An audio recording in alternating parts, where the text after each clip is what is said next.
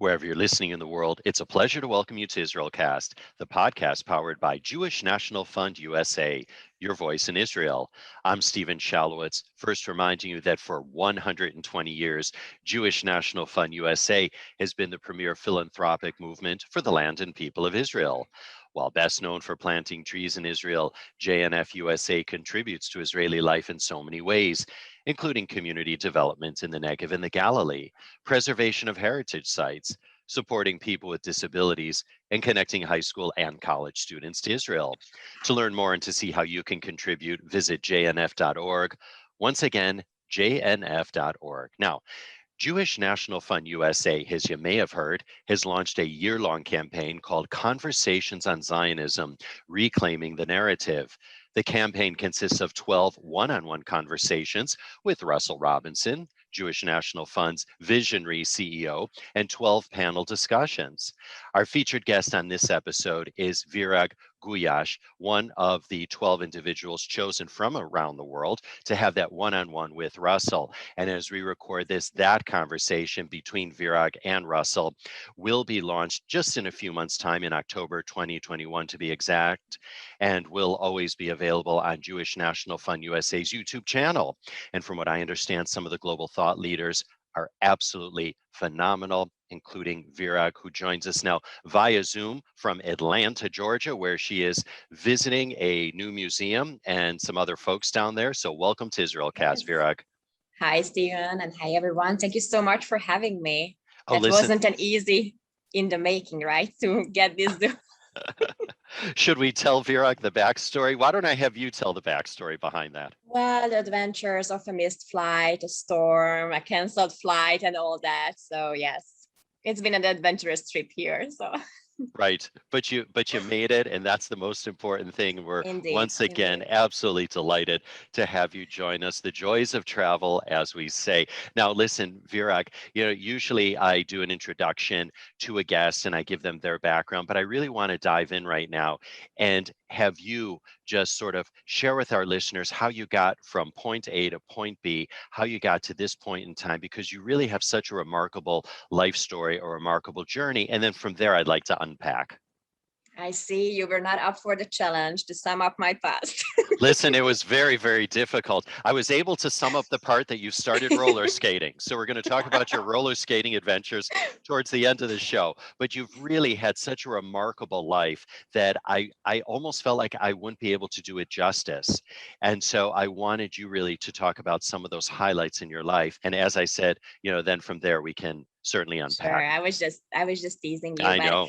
I really appreciate the nice and good words, because sometimes when we look at ourselves and our journey, we don't even see the highlights or what it might look to an outsider.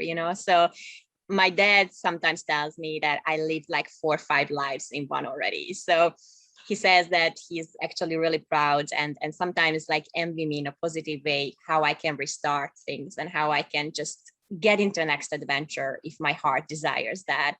But to answer your question, I am originally from Hungary, hence the accent that I'm like using as my sex appeal. So I was born into the communist regime still. So I was born in 1985.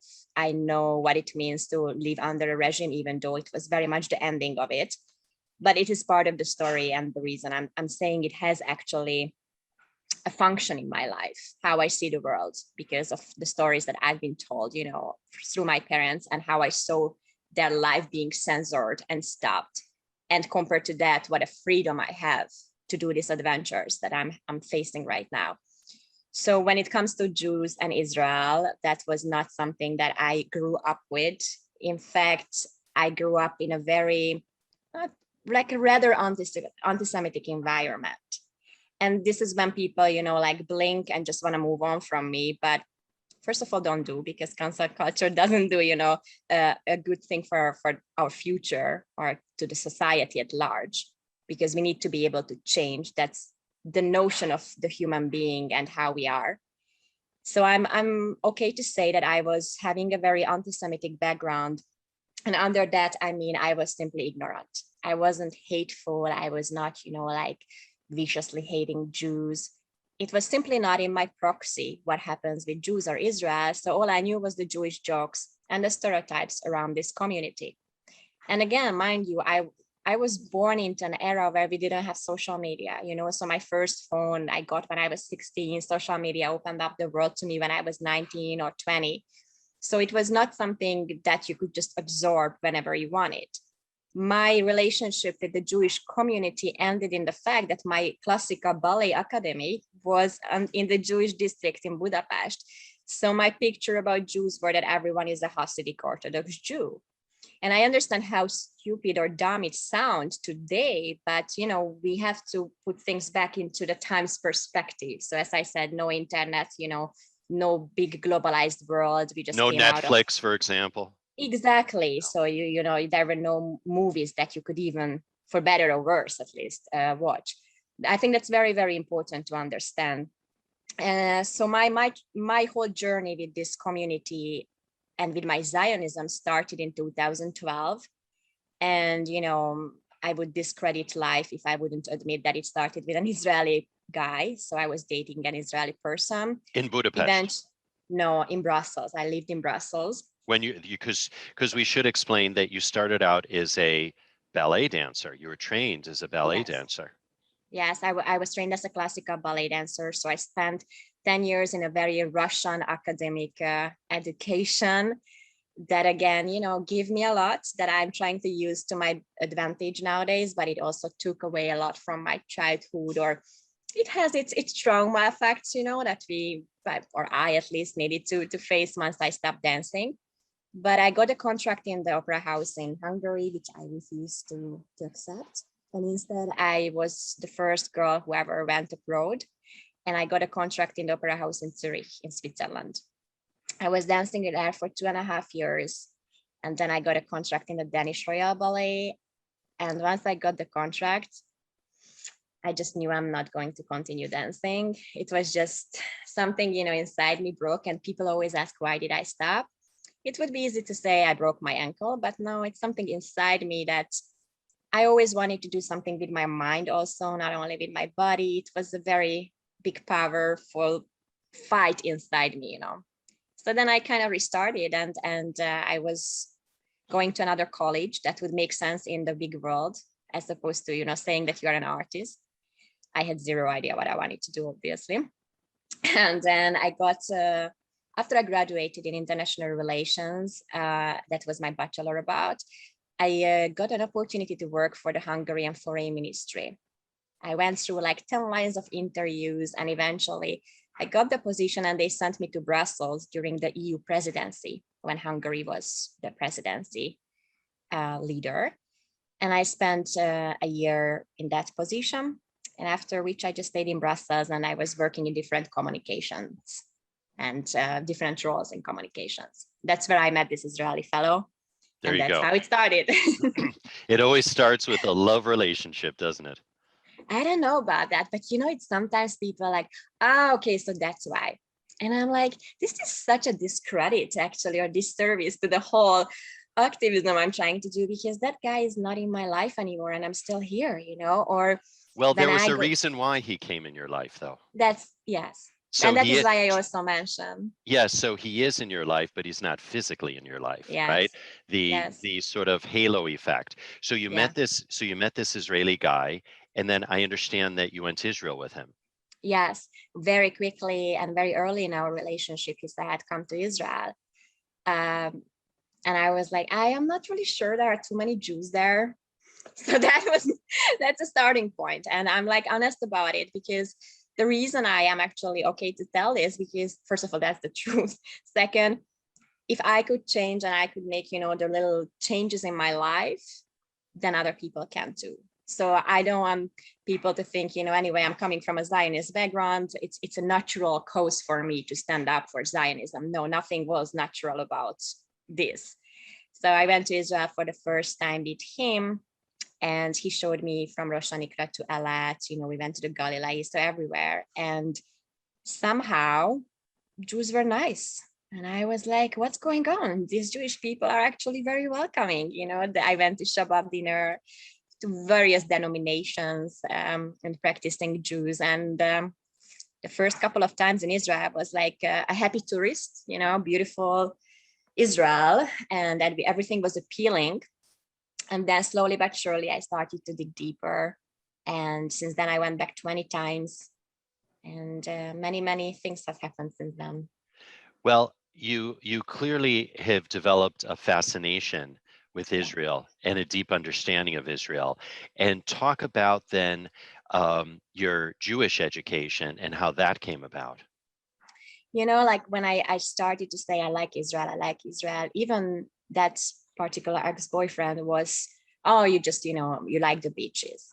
But I knew that something deeper is sticking in me. Like the first time I arrived at Ben Gurion airport, I can't explain. And there are things that you just simply can't explain in life. Something shifted in me, the smell of the country. I don't know, it was just a very bizarre experience for me. And I tend to be spiritual even more as I age. So I now find the answers in these, little nuances, the feelings we get, the hunches, the intuitions.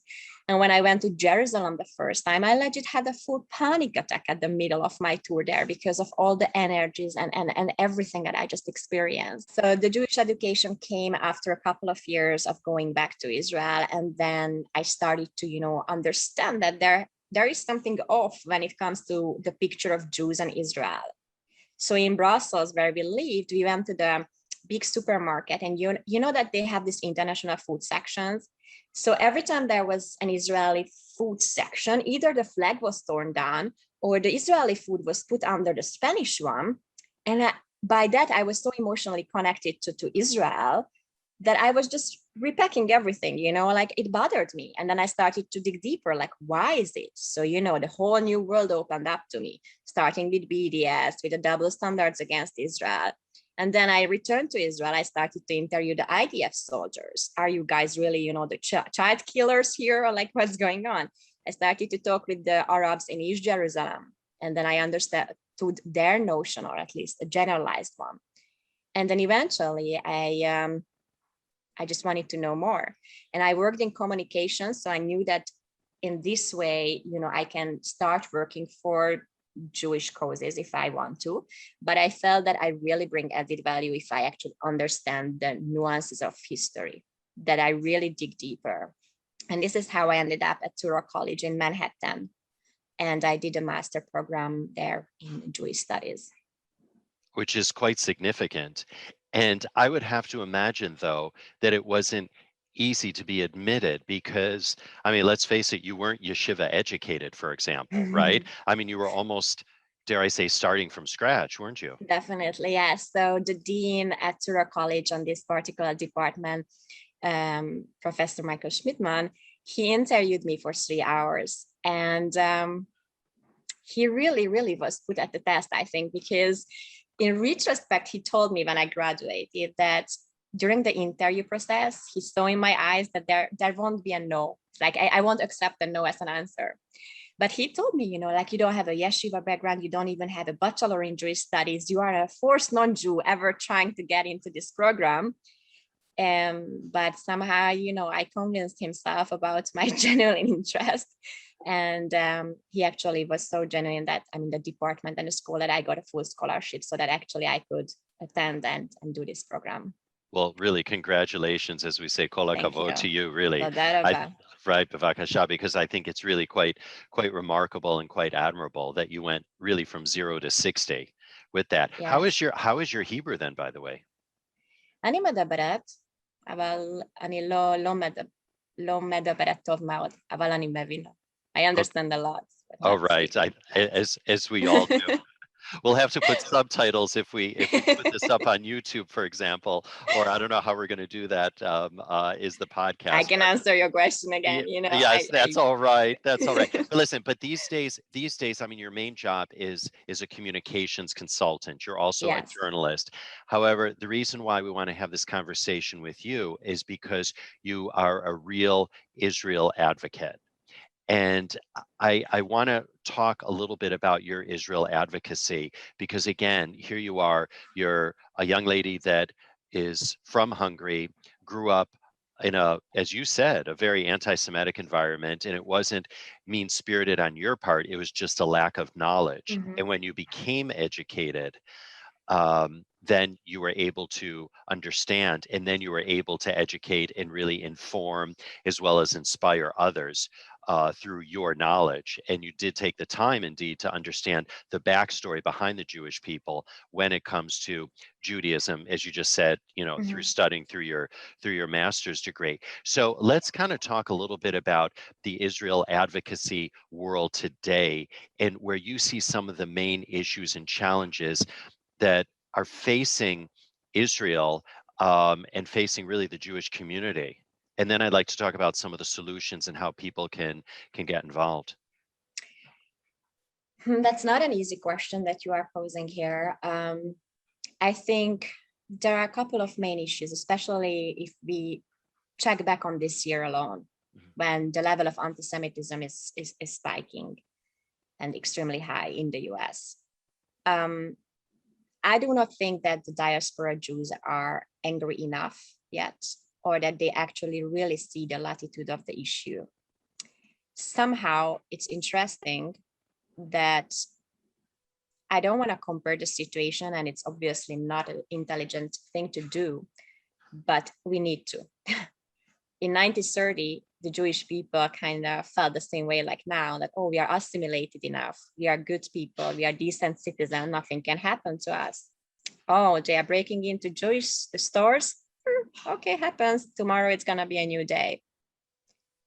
And today, when Jews are being violently and physically attacked in the streets of Manhattan, Los Angeles, and in between, and there is no actual loud vocal unity and mobilization to fight this back. A horrible example is the BLM. The movement's notion is not something that I can ideologically approve and support for all kinds of reasons. And that can be, a subjective topic here. So I don't want to go into that. But what they achieved this year and last year is something very important. Today, if I say something that is remotely calling out the Black community, I'm immediately racist. I should feel shamed about myself. I should feel guilt to even dare saying something like that. When it comes to Jew hatred or anti-Semitism, it's business as usual. There are no consequences. And I feel that we are failing in this front, that we just let it pass and we normalize anti-Semitism, both online and offline. So that's, I think, the first and foremost biggest issue that we are facing right now. You just mentioned the word shame. We just had Ben M. Freeman on the program here, and we also had him on our Jewish National Fund reading series. And he, of course, has his book, Jewish Pride, and he talks all about this notion of shame and, trying to overcome that shame. And the other thing that he also talks about, and I believe you have as well, and I want you to weigh in on this, Virag, is this notion that anti-Semitism is not a Jewish problem. It's a non-Jewish problem that affects Jewish people. Can you talk about that? And I'd like to ask you the same question that I posed to him, is what's really in it for anti-Semites? And what's really in it for anti-Israel crowds to give it all up? I think, it was Rabbi Sachs who said first, what starts with the Jews doesn't stop with the Jews. And this sentence is extremely important. And I don't know how, PC I need to be on your show, but I like to be factual. And the reason it is not a Jewish problem, because it is an ideological problem that we see today. It's way bigger than that. And yes, it starts with the Jews.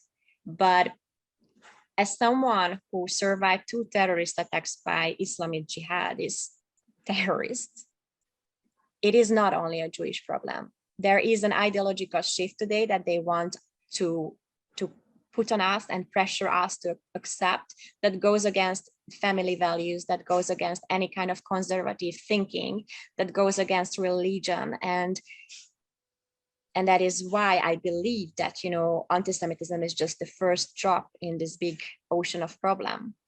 And if we are not tackling that, and we don't unite, and we don't stand up for our Jewish fellows, then, the next one again is us.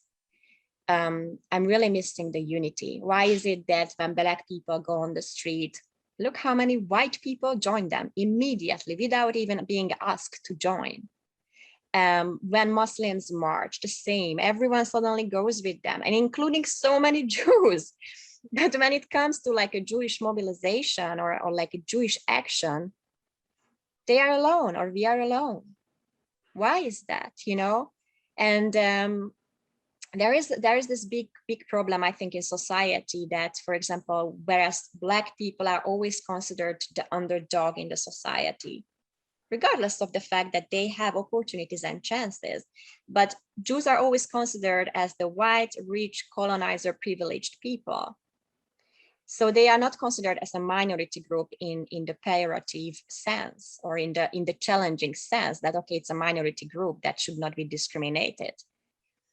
So I think it's extremely important today to stand up against anti-Semitism, Jews and non-Jews alike. I want to talk, though, about work that you have done and what you're doing to really try and move the needle and to try and move the conversation in support of Israel, in support of the Jewish people, which, I mean, I certainly am very grateful for, Virag, because we need as many allies out there. And it's not just allies in my book. It's something that you also talked about earlier on, and that's knowledge, education, in what's true and what's not true. Right? Yeah. Because there are narratives that we see on television. When I turn on, network television, and they get the story wrong, and they get the facts wrong, and it's twisted. And that's why there are organizations and watchdogs that actually catch people, and thank God for them. It's the most frustrating thing, because that's how most people are getting their news, and they don't bother to listen to podcasts about Israel, to read books, etc. So it's a larger issue, and you pointed that out, that this is all a larger issue. So in all of this, if we can talk a little bit about your advocacy work and how you've gotten your hands dirty. And I, for one, once again, am extraordinarily thankful for the work that you've done and the work that you're continuing to do. So while I appreciate, the good words and the thank yous, I don't even think that there is a need for that, honestly. Like, what I do should not be special. What I do should not be put on a pedestal, especially not just because I'm a non-Jew. And oftentimes when they ask me to speak at events, I start with that. I'm not here as a token non-Jew, that whatever I say should validate because I am a non-Jew. Because it's a slippery slope, I do believe that the community that I have built up on this Facebook page, that's called Almost Jewish, the reason it's so valuable, because there are really, really people from all sides of the political spectrum, also from religious denominations, nationalities, race, whatsoever. And they often disagree with me, and they still follow the page. So I really wanted to achieve this, that don't like me as long as I say what you want to hear. Don't like me as long as I post pretty pictures about about Israel on Facebook. I work in this niche, and yes, I could actually have easily 50, 100,000 followers. I know how to tick the system, but I didn't want that. I didn't want to become someone just because I know which pictures or which quotes to share. I want to be me, and I write when I have something to say. Your question was very loaded with so many sub questions, but all my questions are loaded, actually, Virag. Yes, that's what I do. For my partially jet-lagged mind, you are really challenging me here with this question. It's fine. I apologize. No, I'm trying to, be here and deal with you. Oh, you're doing a great job. We appreciate it. Thank you. So advocacy work itself. I appreciated that you didn't say pro-Israel advocate, but you actually said Israel advocate. That's already a step towards the good, I think. And I want to talk about language and the importance in just a sec, or if you want to address it also, because I was going to go there as well, but carry on, please. Yes, that's extremely important. So in the beginning, when I was such a virgin in this niche, first of all, this whole Hasbara, when people started to tell me you are doing Hasbara, I needed to Google what that means, because obviously I had zero idea. And then people called me pro-Israel activist, and I went with the notion again. I had no idea, what I'm entering into. let alone that it's going to be something that, paves the way forward to me and that I can bring an added value. I started to write for my own self seeking, and I wanted to understand my own questions and answer them. And then slowly but surely, it became interesting to other people. And I think it's really beautiful. But I don't like using pro-Israel now. After 6-7 years of being in this niche, I understand way more. Pro-Israel already indicates that I'm anti-something. So if I go on a street and I meet a Palestinian and I say I'm a pro-Israel activist, he's gonna say, yeah, of course, you are anti-me, you don't want the Palestinians to exist, you want to kill our children. That's a very false notion. And I think we need to stop saying that. Because, and that is an example I also give when I was talking with Russells, like there's so much Hungarian hatred out there. Yeah, today, so much misunderstanding towards my country and prejudice and stereotypes. And I am a very strong patriot. Like my heart is really, a proud one. But I won't call myself pro-Hungarian activist because I don't need to be pro-Hungarian. I just need to be a decent Hungarian person. And whenever I can, I bring in some facts. The same with Israel. The moment you say pro, it means that actually you can be anti-Israel, which means you can question Israel's legitimacy. So it's a dead end. I agree. And when I was thinking about this before our conversation, would I say I'm pro Norway, or would I say I'm pro Thailand or pro Portugal? I'm pro every country because I love every country, right? So I agree with you 100%.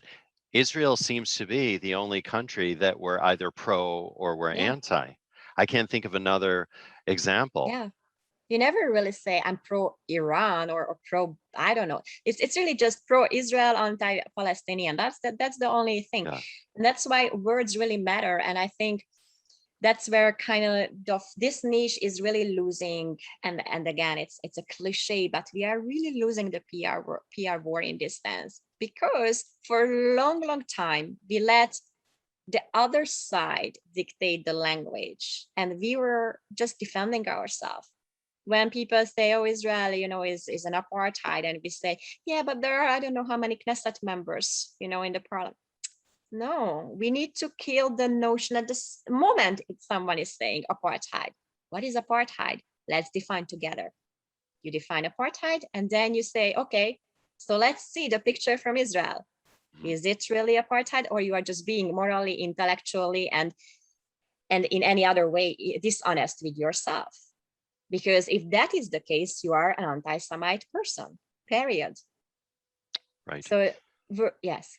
Well, Virag, you write the blog. In addition to that, you're the New York City coordinator for the grassroots movement called End Jew Hatred. And, you're doing a yeoman's job in terms of the work that you're doing. I want to ask you about the threats that you've gotten and how do you deal with the backlash? So we had Noah Tishby, for example, on the program.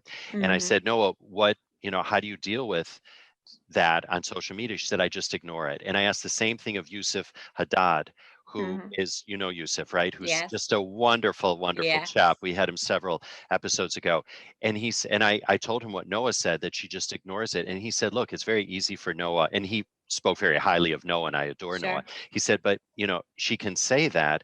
But when I'm getting, meaning Yusuf, when I'm getting death threats and people say, I know where you live, he said, that's a whole different ball game. He said, I got to be very careful for myself, for my family, and for my community.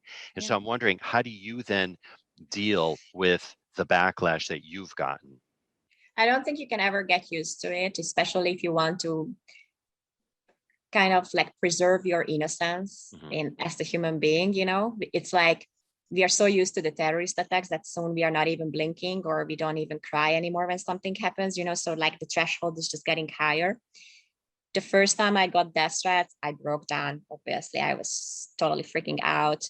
And then one time, a couple of years ago, I got a whole mob on me. It's like 50 people mobbed on me online and bullied me, but like, you should die with Jews in the gas chamber. Again, we know where you live and so. And I am in America alone. I don't have family in America at all. I came here with my baggage and luggage, and ever since, I'm trying to to follow my dreams, follow my intuitions and what's good for me. But in that morning, I really understood how 14 years old could be bullied into suicide. And I tell you why, because I was going through the hardest, most challenging breakup ever in my life. And then I am struggling with that. And then I wake up for this. And it was emotionally and mentally so overwhelming that I just wanted to give up everything. So I even closed everything. I was like, this is not worth it. I just can't do this. 3 days later, I was back in business, because that's what I'm telling you, that I just can't explain why. Nowadays, it's better. I do ignore many unless I see some kind of real danger in that. And then I talk with a lawyer about it. One of the worst situation was again when, and it's a very true story. One of the followers who follows my page, he said, look, I could be ashamed about it, but I'd rather save you than being playing on my ego. He was on a porn site and he saw my picture on a porn site, all dressed up, obviously, it's not. What basically happened is that someone downloaded pictures from my Facebook and Instagram, along with 5 other very vocal Zionist faces, girls, all of them are female. And they put us up on a porn site with different derogative names. I won't maybe mention it on your show, but so, you see yourself, you have a whole description, they know your name, they know your email, you have your face, and even though the pictures obviously are decent ones, still you are on a porn site. So that was a little scary. Eventually we found out that it was from Ukraine. So what they could do, the IP based on the IP address, they deleted the user, but there couldn't be any consequences other than that, because it's such a lax world, there are 0 checks and balances. But these things never should happen. Something just because you identify as a Zionist, or when people spat on me on the street just because I am a Zionist. And I will be very honest, I also get a lot of less and less, but in the beginning especially, I got a lot of pushback from certain Jewish communities as well. And again, that is something I consider, that's people are people in every community. So you're going to have the rotten apples on whatever you go. That's taken as such. But yeah, so it's harder. And I don't think you can ignore it unless really you have, such a safety net behind you, both in terms of, like family or the security people or something. But when I speak at an event, I usually don't go home immediately. And most of the times my parents would not know that I spoke. Or like I go to a rally, my mom is always telling me, don't be on the first row. I was like, sure, mom, I won't be in the first row. What do they think of your advocacy work? Yeah, that's a returning question. I do believe that one of a very tangible success, and it might sound, silly, but for me it's not, is regarding my parents, that today they both identify as Zionists. Something that their whole life they heard that is a curse word, that is extremely negative. I mean, the whole communist regime, obviously saying Zionist, it's negative, it's bad. So now actually my mom is my media observer in Hungary. So whenever there is an action, she just sends me the message. The news from Israel, came out this way. I think the media said the right thing. And, so she's like kind of checking for me, like a fact checker. On a serious note, in the beginning, they really didn't understand what was going on with me. They were a little bit like skeptical about my well, not sanity, I'm just joking around, but like they said, you are more Jewish now than Hungarian or something. So this is like, they didn't know where to put me, of course. And my parents don't speak English. They are the generation who were forced to learn Russian. So they didn't even understand what I was actually doing. And then somehow my article got translated to Hungarian by a journalist. And then a whole new world opened up because they started to interview me in Hungarian, in TV and radio and so on.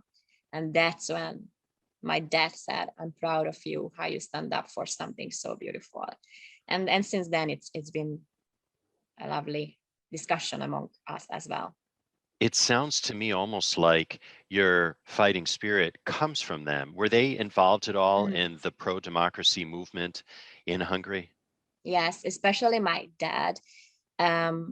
look, they suffered a lot. So the moment you openly refused to join the regime, you were an outcast. You never knew who was reporting on you. And my dad started out as a journalist, but then he stopped because, even though there was no official censorship, he couldn't write just about anything. So he gave that up. He couldn't go to the university he wanted to just because his dad was a priest. So that was a punishment. When he went to the army for his obligatory mandatory service, they took him to the end of Hungary just as a punishment because he's against the regime, while my mom was pregnant with me, like miles away. So these are very, very heavy issues. And even more so that today he can go to the archives and see his files. And even that is censored. Not everything is written. Some names are taken out and many, many files are still missing, and probably on purpose. But when you actually need to face the truth that two people that you trusted as a friend during your younger ages, during your 20s, they were both reporting on you.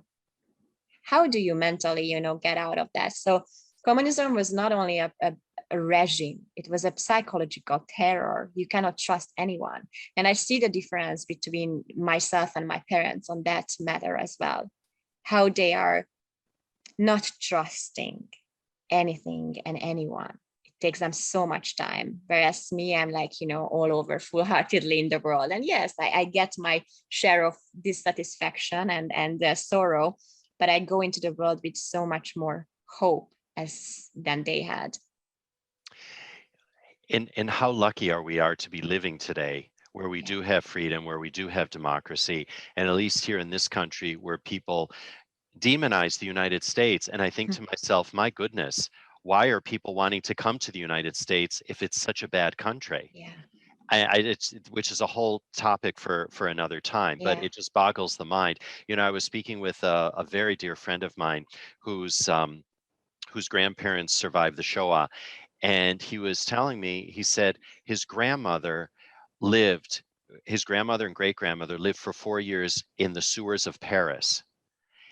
And his great grandmother had come from Poland, did not speak French, and for 4 years she had to pretend that she was deaf and mute just to survive because she didn't speak French.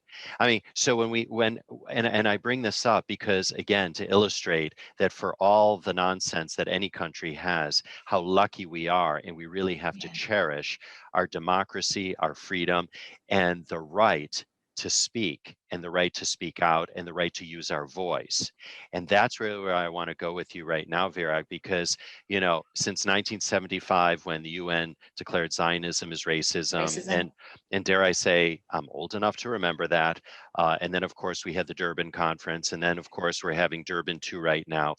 So in this whole arc, if you will, of anti-Zionism that we've seen, how would you suggest young people respond? How should young people and old people and middle-aged people, how should everybody really use their voice? And I did start out by saying young people because I think the tendency is that the youngins, as we say, are those that are a little bit more tech savvy and more media savvy and are on the TikToks and the Instagrams and so on. So really, how would you suggest people respond and use their voice? You're right in the fact that young people are the ones who are tech savvy, but they are the most reluctant to actually act. They are missing that vibe, they're missing that energy, they are missing the chutzpah, if I may say that the older generation have and had to have. Because starting from my parents, but also in America, even from Martin Luther King, those people are alive, they were part of history, they had to go on the street and fight for something. The current generation, and especially if I'm talking about America, the level of, without hurting anyone factually and generalizing, the level of entitlement makes this generation so lazy that in a way there is an apathy. The only wave they want to ride is the convenient one, which is, let's be mainstream. Let's agree that, we are all just need to hug each other and we are all human beings, which obviously is true. But in this whole big woke language, we forget to stay sane. Seriously, that's what I'm saying now. You just forget the basic common senses, and we are trying to override that.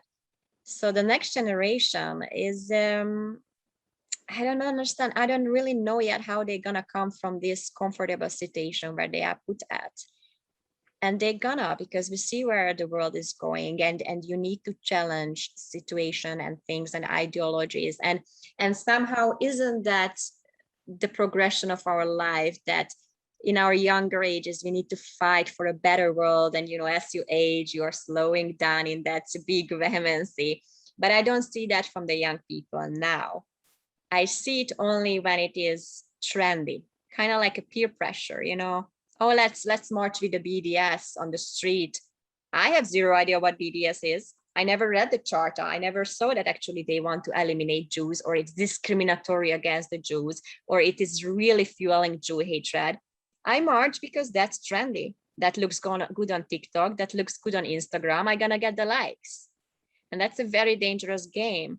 Especially, I mentioned to you before, I know how to crack the system to become a famous influencer, and yet I'm not doing on purpose.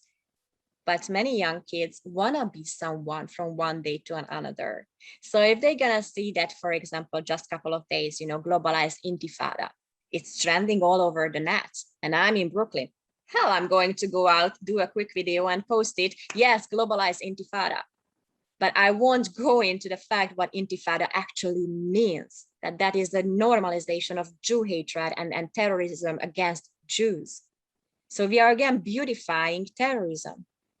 And it's a very big problem. I don't really see the solution yet. Solution for me, obviously, is what everyone is saying, education, but perhaps differently. I think when it comes to the Jewish communities, what we are, and I'm involving, including myself, what we are trying to avoid is what the LGBT community is doing perfectly. Every day, from morning to evening, they explain to you what word can you use, why you cannot use this word, how you are hurting my feelings if you are not using the right pronoun. I'm not saying that this is everything I can support as a normal person, but they really achieve something that you know how to talk to them. If you don't do that, you are homophobic. When it comes to Jewish people, again, we are failing on this. We are not educating the other side. And the other thing I think it's very important, that is such a sensitive topic that we immediately become so hateful towards the other person. We cancel the other person immediately if they say something bad. For me, my rule, and again, as I mature and I age, I become calmer and more, I don't know, straight-headed in that sense. For 5 minutes, I assume the good about you. I only assume the good. I assume that you just may be ignorant, you just don't know better. If after the 5 minutes you keep on proving me that you are actually not even able to acknowledge certain things or uphold the proper conversation, then you are an anti-Semite, and then I treat you differently. Then my debate with you is gonna be very different. And yeah. I want to go back to not educating ourselves, because it seems to me that there are many in the Jewish community, and I will call many in the Jewish community out for not educating themselves about the rise in anti-Semitism. But it's not just the negatives that they haven't educated themselves about. And believe me, I believe that life is a journey, and I believe that learning should be a lifelong process, right? It's not just the end. That's why the old cliche, that's why when you get your diploma after 4 years of college, they call it commencement, because you're just beginning. It's not just the end, it's the beginning. So I believe that about life. But I think that we as a Jewish community, and those that are advocates in the Jewish community and for the Jewish community, we have to do a better job educating and informing and really showing the beauty of Judaism and the beauty of Israel, and to have that sense of pride. I mean, that's something that I've certainly gotten, is a message from the people that I've spoken to here on IsraelCast, as well as our Jewish National Fund reading series, is that we should be positive about our Judaism and be positive about Israel and be proud of all of it, because there's 3,500 years plus to be proud of, really, when you think about it. But going back to the question of what people can do. So it sounds to me like we have a very challenging job when it comes to, again, activating young folks. And I think that part of it has to do with education.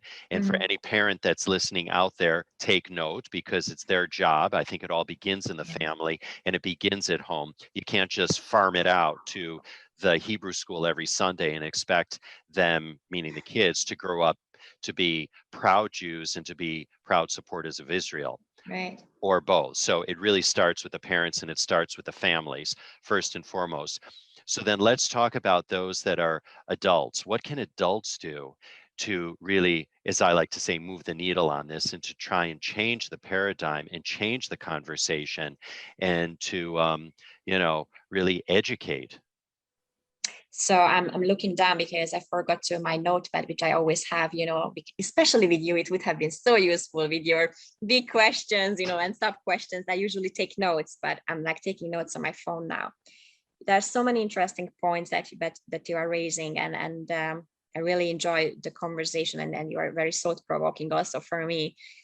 When it comes to education, let me compare, for example, the US and Hungary, especially because there is this huge prejudice against Hungary. Like, do you know how many times I say in a Jewish community here in America that I'm Hungarian, and I'm immediately labeled, oh, you guys, the anti-Semites. I understand that history is weighing on us heavily, but I also believe that being stuck in the past is not going to help us better our future. We need to acknowledge, take responsibility, but what is my generation has to do with that? Nothing. What I can assure that we learn from it, and we really never repeat that. Today in Hungary, Holocaust education is mandatory. You won't find any high school student who will think that Hitler was a cool guy, as opposed to the situation in New Jersey a couple of months ago, when a 10-year-old kid, with the parents' approval, could write a character study or assessment about Hitler. And the conclusion of that essay was that Hitler was a cool guy. And I understand that, freedom of speech in America is a cornerstone of your society and the whole democracy. But I always say that that's my biggest culture shock. The fine line between, free speech and allowing hate speech, like really, where is the fine line? Or a 10-year-old, is it really a 10-year-old? Is it really okay in a school that a 10-year-old has this kind of freedom without the checks and balances coming from a teacher? And I understand from my teacher friend that it's a property, intellectual property, that the kid wrote this essay, and we need to respect that. But I assume that you go to school for some kind of guidance, that the teacher will actually push you back on that, hey, Hitler was not a good person, instead of putting that essay up on the public wall in a school so that other kids can read that too. So these things in Hungary could not happen. And simply because of, for me, a common sense, not because it's being censored, but simply you are educated in a way about the Holocaust that, yes, let's assure it doesn't happen again. Holocaust denial in Hungary is a felony. You either go to jail, or you need to go to a Holocaust museum and educate yourself. So in New York, for example, it's businesses every day. It's just crazy how things can fly in the US that are blocked, for example, online over Europe, like the YouTube videos you cannot watch from Hungary that are related to Holocaust denial, where in the US, it's part of free speech. Holocaust education is mandatory, like what, in certain states now in the US, not even mandatory, but like suggested topic. What do you expect from the next generation if they don't get that basic education on the one of the most cruel genocide ever committed against people, and then they go on Facebook and all they see is that poor Palestinian kids is being murdered by the Jews? So there's not even a countering narrative that they can, say, okay, this is that, then I go in the middle, I do my own research or thinking. And unfortunately, this is something that the Jewish kids are facing. You mentioned Hebrew school. Not every Jewish kids are going to Hebrew school. They just observe social media headlines, and that is why you have Jewish Voice for Peace and likes who are actually agreeing that Israel is an apartheid. Or like now with the Ben and Jerry situation, how many Jewish organizations actually came up that yes, it is okay that Ben and Jerry is boycotting Judea and Samaria. So your question, I believe, was, what can the elder people do, or like the more like not high school and college student kids do? I mean, as you said, like people my age.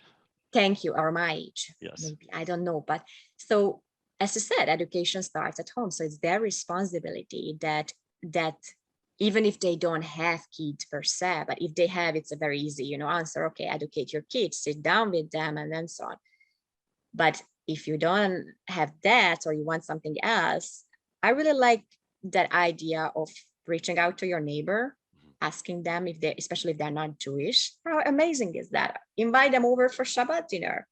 That started with me, So even if they are not prejudiced against Jews, like the neighbor, bringing them into your home, they will understand more. And when it comes to, for example, an anti-Semitic attack, they will be more likely to stand behind you because they have a personal experience with a Jew. So it's so easy because we stereotype so easily today. Like we meet one person and if you happen to be a Muslim, oh, I'm gonna hate all Muslims because you are like that. That's psychology. But this something that's on an individual level, we need to have an emotional intelligence and an intellect to fight that back. And the same applies on a collective matter, let's not generalize. And do you know what I would suggest actually also, Virag, is that if you go to someone's home for dinner, you know how you bring a bottle of wine or you bring flowers, why not bring a book? Why not bring Ben Freeman's book about Jewish pride? Or why not bring Noah Tishby's book about Israel, or Alex Rivchin's book, The Anti-Israel Agenda, or the other book that he wrote about Zionism? Bring those books to people, whether they're Jewish or not Jewish, and say, you know what, this is a great book. Stephen recommends it on IsraelCast. Stephen's interviewed the authors. Stephen knows that, and it's Stephen approved. Jokes aside, but bring those kinds of books to people, or during the Christmas Hanukkah season, give those books, have people read, and have them dip into that, because I think it's through knowledge that, just like in your case, as we start our conversation, it's through knowledge that the change begins to happen, because we can't rely on the mainstream media for it, because they're hopeless, absolutely hopeless. And that's I'll go on the record in saying that. And I can go on about how I've actually called them out on a number of occasions recently, and the responses that I've gotten, which have been absolutely astonishingly irresponsible from them, shall we say. Well, listen, Virag, I know that you are just massively jet lagged, so I want to begin to just wind down our conversation. You've been so gracious. I'm enjoying it, with your time. Well, listen, I am as well. This is going to be part one of Virag's conversation on IsraelCast. But as we wind down this part of our conversation, I just want to leave on a bit of a lighter note, because I know that you're a roller skater.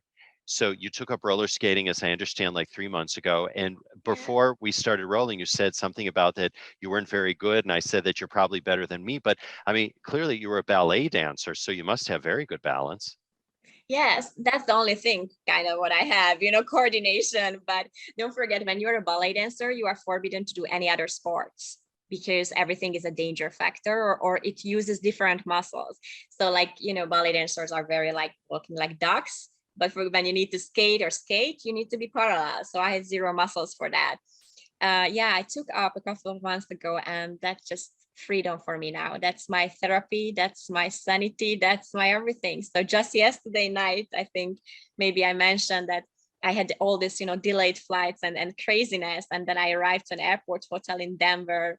It was 8 o'clock, and I looked out and I saw the asphalt with the parking area. I just put on my skates, and from 8 to 9:30, I was just out, and the day just became beautiful. How wonderful is that? By the way, though, you had said that you had been accepted into the Royal Danish Ballet. Yes. You must have been an extraordinary ballet dancer, because that is really one of the world's premier ballet companies. Yes, indeed it was. And I was very hesitant, but I think I made the right choice. I got a different life. You took a different path, indeed. Yes. Now, as we really wind down our conversation, you have been to Israel, I think you said 20 times. Yes. 20 times and counting. If you were to take us to that one spot that is, I don't want to say your favorite spot, but I'm going to ask you your favorite spot in Israel, or just how about this, Vera, because I don't want to put you on the spot here. What's one spot that you'd want to take us to, that you'd want to show us? I wouldn't pick a spot. I would say get into the car in Tel Aviv and start driving down to the Dead Sea. And then you're going to end up in that beautiful road in the middle of the desert in the Negev, and just put up Shlomo Artzi in full power in your car. And that's for me the biggest experience. Like I'm never going to forget. In the desert with the Hebrew song from Shlomo Artzi. And that's the most beautiful experience ever. I like that. And I bet you can't wait to go back. And I bet you Oh, can't yeah. wait to go roller skating in Israel. Yes, I have some work to do now, so that is keeping for me today. But yeah. Well, one of these days, very soon, hopefully you'll be back on a plane. And listen, we will see you there, or we'll see you here in New York, or we'll see you once again here, hopefully very soon on IsraelCast. Virag Gulyas, this has been an absolute pleasure. And once again, thank you so much for all of your work, for everything that you're doing. And thanks so much for joining us here on IsraelCast. And we'll have info about Virag on the show notes page of this episode on our website, jnf.org/IsraelCast. And before we move on with housekeeping, I'd just like to remind you once again that Jewish National Fund USA believes the time has indeed come for us to reclaim the narrative, take ownership of the word Zionism, and show the world how beautiful, inclusive, and inspirational it really is, as we've just been talking about. So do join Jewish National Fund USA's Conversations on Zionism, Reclaiming the Narrative. It's a year-long series which will educate, engage, and inspire on the true meaning of the word Zionism and reclaim its true meaning in all of its glory. So do go to jnf.org/convos for more.